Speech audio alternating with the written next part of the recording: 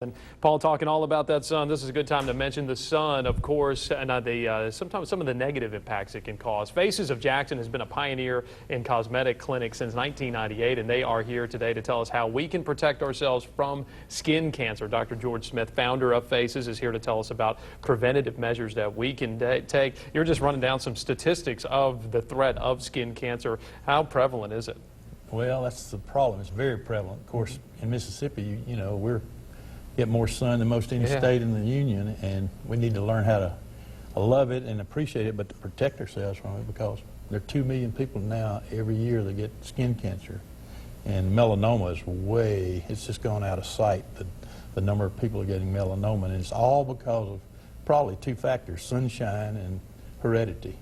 And I guess I make a particular appeal to parents and grandparents, because the way to learn to enjoy the sun is when you're a child, and to teach parents and grandparents to protect these children and let them have fun, but let them do it in the right way. Well, that's the thing, especially as we enter the summer break. You know, you want the kids outside, you want them playing. So how can parents arm their children and heck themselves with things that are going to protect them? Well, like I said, the first thing a parent ought to think about is how prevalent is cancer in my family. Yeah. You know, if you got a grandfather who's had a melanoma, or you got a husband who's had a skin cancer, you want to really your antennas ought to be up. And so the things you ought to do is really think about sun protection with visors and t-shirts, good sunscreen that has particularly zinc oxide in it. It's probably the very best because it's a sunblock, and now they make it in a spray form. It's so much easier.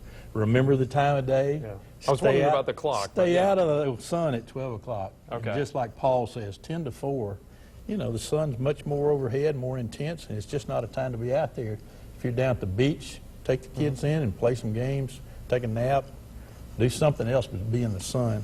And then, of course, sunglasses with good UV protection keep your cataracts down. And then if you decide you really got to have a good suntan, then the best thing now out is these suntan lotions that you just apply.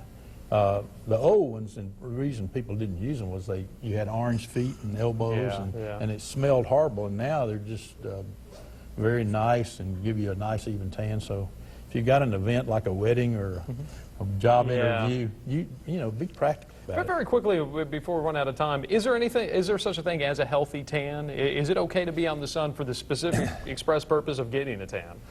I guess it's like everything else. A healthy tan is okay as long as you don't overdo it. You can apply that to everything in life. I mean, you know, what a tan does is protect you from further sun exposure. It's your skin putting pigment in the skin to protect from the sun. So just you know, be moderate. It's just like so many other things in life. Just don't overdo it.